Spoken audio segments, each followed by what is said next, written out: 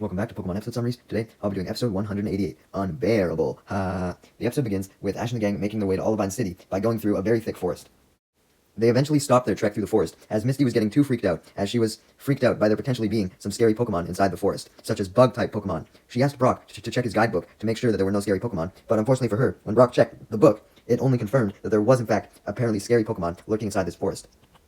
Though he wasn't able to tell if these scary Pokemon were bug Pokemon, which only caused Misty to worry even more, as she thought she could handle any Pokemon so long as bug Pokemon didn't show up. Unfortunately for her though, a Spinarak then popped down from a tree and landed right in front of her face, causing her to shout so loud that the Spinarak immediately retreated, with the help of a slap away as well. Ash and Brock were disappointed by only seeing a minor Spinarak, hoping that the Pokemon would actually be a scary Pokemon. Misty rebuttals that Spinarak was fucking scary for her, but Ash and Brock mentioned that there were way scarier Pokemon, like Gengar who was having a temper tantrum, or a cranky Snorlax mad because it didn't get its afternoon nap, or its required calorie intake for that matter. But Misty still stood by the fact that bug Pokemon were scarier, and hypothesized that maybe the scary Pokemon that the guidebook was talking about was Spinarak's evolved form, Ariados, and a whole bunch of angry Ariados to boot. Ash was getting sick of Misty's whining at this point, so he simply yelled that they shouldn't be wasting their time hypothesizing about scary Pokemon, and instead they should just press onward to the gym, stating that whatever scary Pokemon was in there couldn't be that bad. Misty, however, was still extremely hesitant, and absolutely refused to continue on, telling Ash and Brock they could if they want, but it would mean that they would have to leave her behind. Ash and Brock seemingly wanted a break from Misty though, so this backfires on Misty, as Ash and Brock actually begin to leave her behind. She immediately regrets what she said, and yells at them for them to come back, but they don't come, meaning that she has to run around and catch up to them in the forest, otherwise she'd be left behind. So she puts aside her fears and continues on, catching up with Brock and Ash. Very bitchy while running, I'm sure you can imagine. Meanwhile, as for Team Rocket, they were unknowingly approaching a cornfield, as they weren't watching where they were going, as they were too tired from their first day at their new job at a nearby gravel pit, complaining about how boring and tedious and how much hard work their new job was. Meowth was especially bitter, but Jessie tried to console him by reminding him that at least if they got enough money from this job, they would be able to afford new weapons to continue stealing Pokemon with. Wobbuffet then forcibly pops out of his Pokeball, but Jessie was even too tired to get mad at Wobbuffet and recall him, so she simply just recalls him without getting mad instead. The sun then begins to set, and the stars start to come out, leading Meowth to look up at the stars and say that they should be soaring like a rocket through the stars, as opposed to doing some grunt work. Jessie realizes that Meowth was right, and confesses that she hated the job too, even with the amount of money they earned, stating Team Rocket had hit rock fucking bottom, as opposed to soaring in the sky like they should be. Clarifying that she meant this both literally and metaphorically, as not only were they not up in the sky, but they genuinely were at rock bottom in real life too. Even though James agreed with Jessie and Meowth's complaints, he reminded them that they should probably start heading back for the night shift at the gravel pit, but Jessie responded by throwing her digging axe away and declaring that they were not going back for the goddamn night shift, saying she wasn't built for manual labor, with Meowth agreeing, throwing his axe away as well, and saying he wasn't built for any labor period. James follows suit, but questions if they weren't going to go back to the gravel pit, how were they going to make money? But suddenly, Jessie then figures out how, as she spots the cornfield in the distance, coming up with an idea. A still bitchy Meowth retorts that Jessie's idea was probably fucking corny, with Jessie actually confirming that he was right.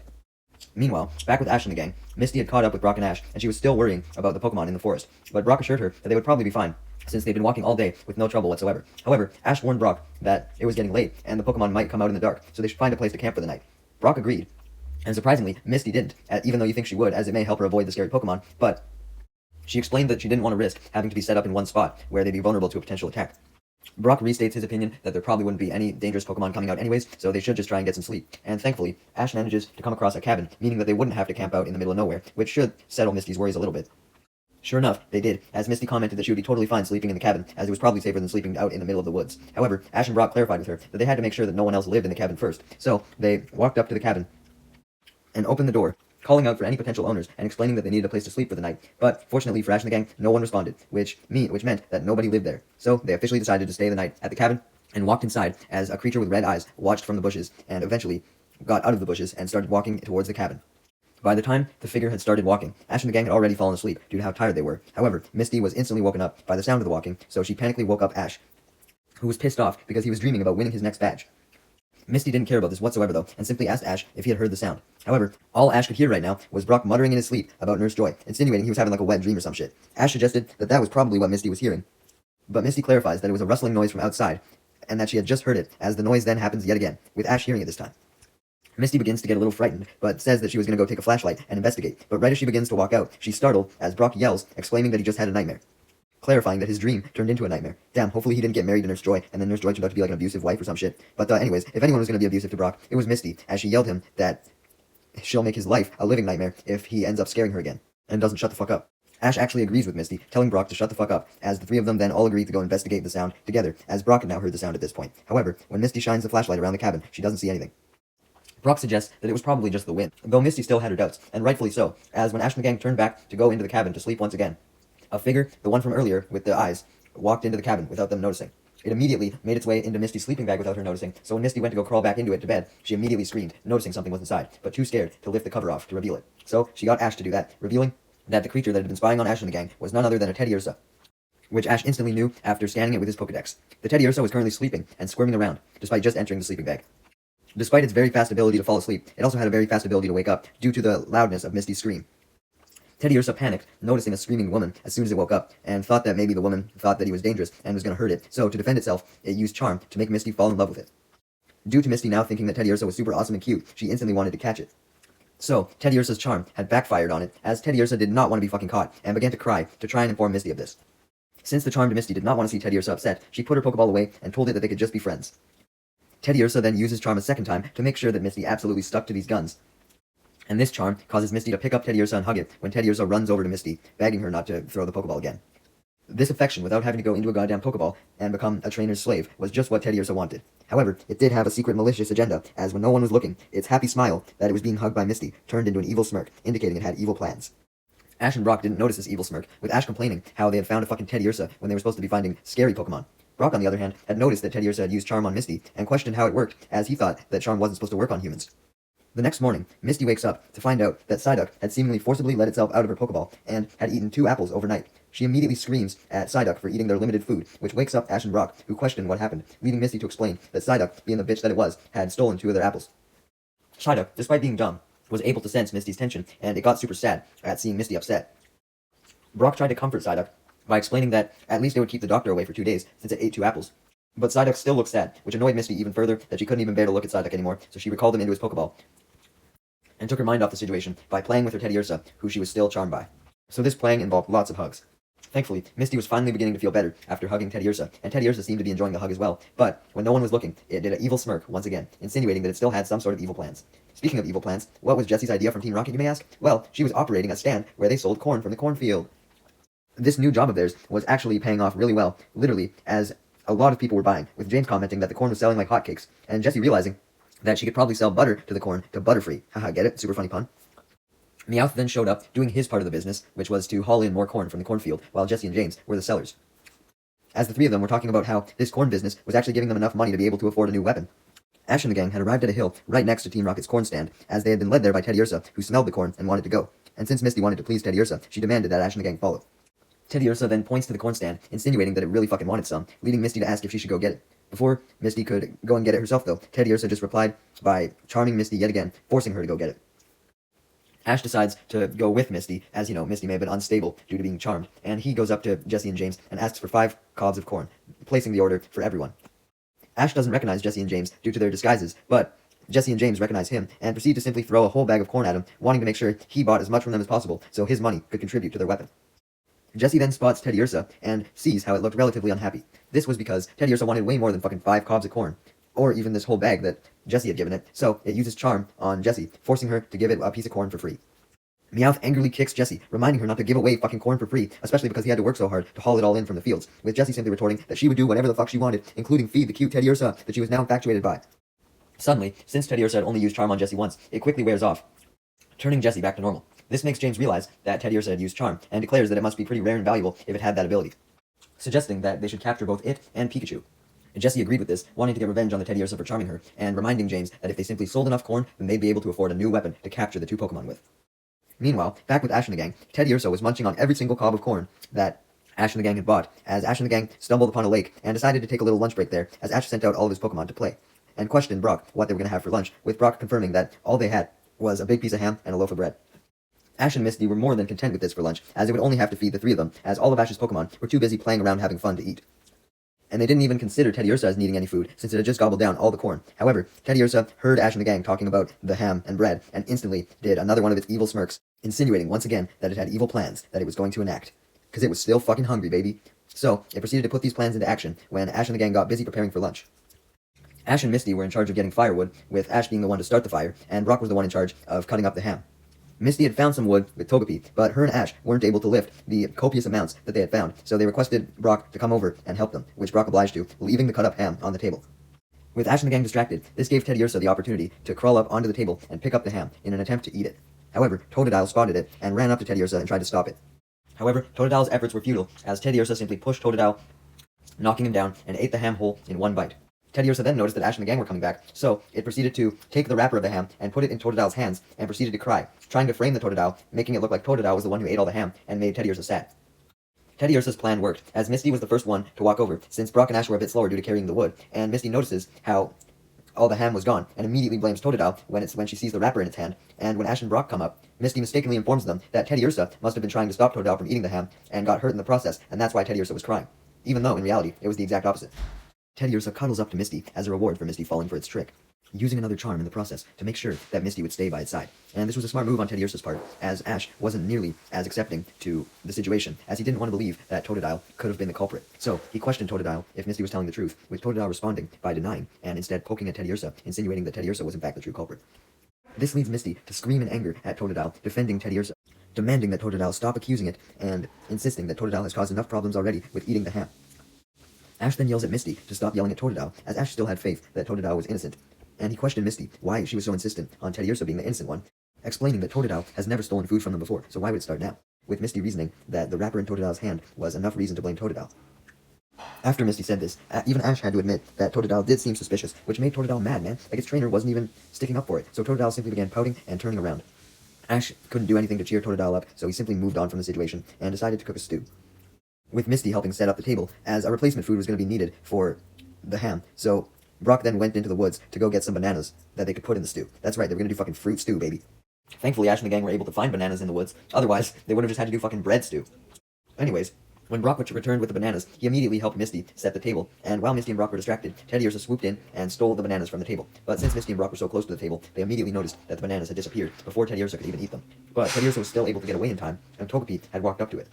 As Misty was fast approaching, looking for the bananas, Teddiursa got the idea to frame Togepi for eating them, as it tried to shove the bananas into Togepi's mouth. However, Togepi responded by countering, literally shoving the bananas into Teddiursa's mouth instead, and before Teddiursa could take them out, Misty had shown up, seeing Teddiursa with a full mouth, although she didn't see the bananas inside, so she merely questions Teddiursa on if it saw where the bananas had went, and Teddiursa just shakes his head, not revealing the bananas inside of its mouth.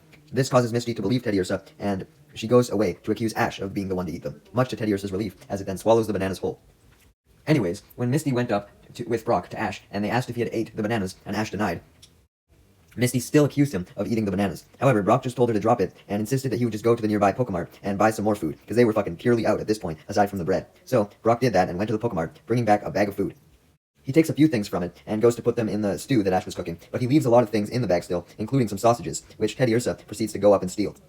After noticing that nor Ash, Misty, or Brock was around the table, he then makes his escape to a nearby bush to chow down on the sausage. However, Chikorita spotted Teddiursa this time, so followed it into the bush and tried to stop it from eating the sausages, but Teddiursa merely pushed it out of the way, just like it did Totodile. Chikorita doesn't give up though, and gets back up. Just then though, Ash and the gang come back to the table and notice that the sausage was gone. However, they see a trail of sausage crumbs left behind by Teddiursa, as it began to eat before it went to the bushes, leaving behind some sausage scraps in the process. When Brock sees all the scraps leading into the bushes, he declares that whoever was in the bushes must have been the food thief. This gives Teddiursa the idea to stop eating the sausages, and instead throw all of the remaining ones onto Chikorita, and put one into Chikorita's mouth. Obviously in an attempt to frame Chikorita. Before Chikorita can simply spit the sausage out of its mouth and shake off all the sausage scraps, Teddiursa then startles it by running out of the bush and crying, running towards Misty.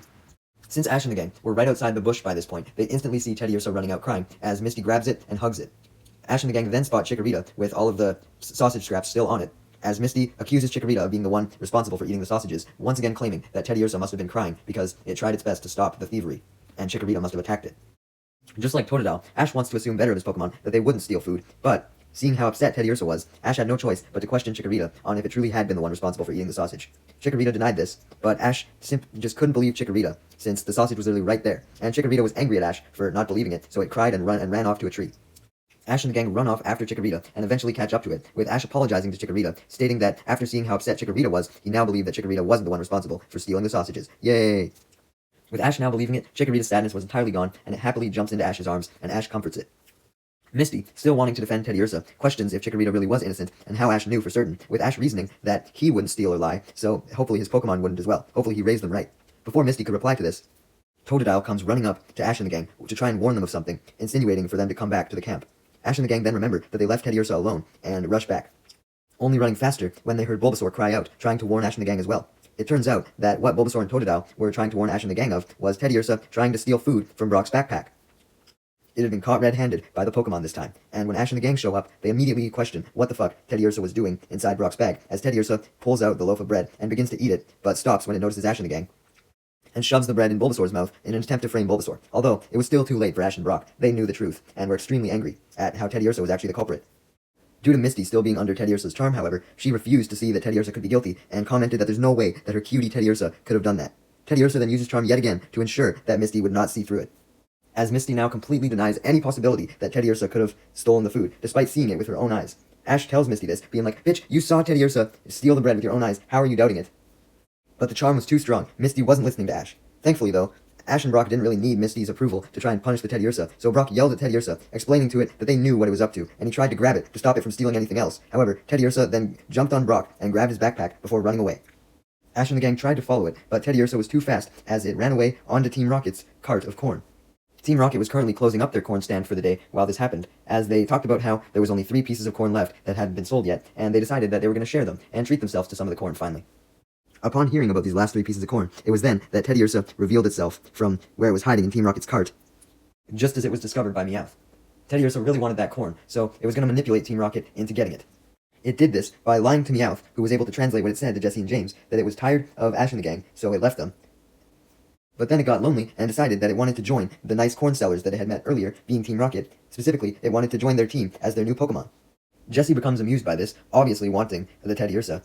So Jessie leans down to pet it, just as Teddiursa had anticipated, as it then uses charm on Jessie to make sure that Jessie would listen to whatever it said. So, Teddiursa then lies to Meowth that there was an apple orchard nearby, and Meowth then translates this to Jessie and James, who all decide that they now wanted to go to the apple orchard so that they could do a second business venture. Now, they would be able to sell all of these apples as well, not just corn. Team Rocket turn around to go to the apple orchard when they then realize that Teddiursa hasn't given them the directions to it yet, so they turn back, only to see that Teddiursa had used Team Rocket being distracted to its advantage to steal the 3 pieces of corn that Team Rocket were going to eat, much to James and Meowth's dismay, as they realized how crooked the Teddiursa was. However, just as Teddiursa had planned, Jessie wasn't angry at it whatsoever, as it was still inflicted by its charm. In fact, not only was Jessie not angry, she was extremely pleased with Teddiursa taking the corn, saying it was so cute the way it was eating, leading James to angrily tell Jessie to snap the fuck out of it. Before James could snap Jessie out of her charm, though, the farmer, who owned the cornfield where all the corn came from, finally noticed that it had all been stolen from him, and he managed to track down Team Rocket, and was now chasing them down with a shovel, wanting to beat the shit out of them, causing Jessie and James to run away in fear, as the man continues to yell at them and chase after them, relentlessly. Meanwhile, back with Ash and the gang, they were doing their best to try and catch up to where Teddiursa had ran off to, but they just could not find him, as Ash remarked that Teddiursa could be miles away by now, as they had lost his trail ages ago and didn't know where he'd ended up. Brock began to panic, stating that he wouldn't have really cared if Teddiursa just took the food that he just bought, but his backpack had other important stuff that they used all the time, like his guidebook and their map. And now, they wouldn't have that. And also his Pokemon food that he always gave all the Pokemon. They wouldn't have that either now. Thankfully, Ash and the gang spotted a Pokemon Center up the road and decided to go to it to ask Nurse Joy if she had any idea where Teddiursa was, or if she just had any information on Teddiursa in general. When Ash and the gang tell Nurse Joy about how Brock's backpack was stolen, Nurse Joy very disappointedly reveals that this was in fact the 3rd time a backpack had been stolen recently. In fact, this was just the 3rd one in this week alone.